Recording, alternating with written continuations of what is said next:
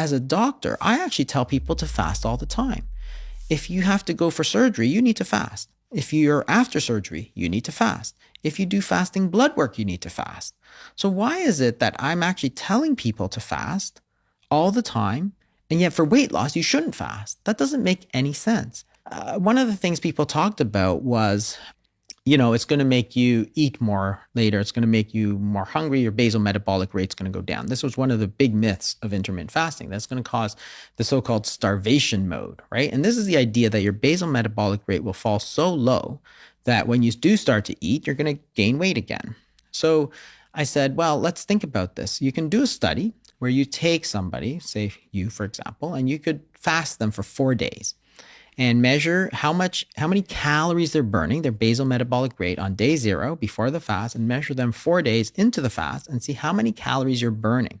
On day 0, they say you're burning, say, 2,000 calories a day. On day 4 of 0 food, you don't eat any food for 4 days, they measure how much calories you're burning. Your body is burning 2,200 calories.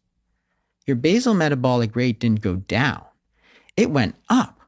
Your body's activating itself during fasting, which is fascinating because if you're trying to lose weight, dropping that basal metabolic rate is death. Like, if you drop that metabolic rate, it's so hard to lose weight. That's what the calorie restricted diets did. That's what the low fat diets did, the eating all the time did. But when you actually fast, your metabolic rate went up. And the reason is actually basic physiology. It's actually medical physiology, like first year medical school stuff. When you don't eat, what happens in your body from a hormone standpoint is that your insulin's going to fall. You're going to allow your body to start using the calories that are in the body. At the same time, other hormones go up.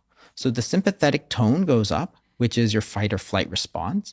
Your cortisol levels go up because, again, it's an activation, and your growth hormone goes up because those hormones are going to start telling your body to start pulling calories out. So you're actually activating yourself.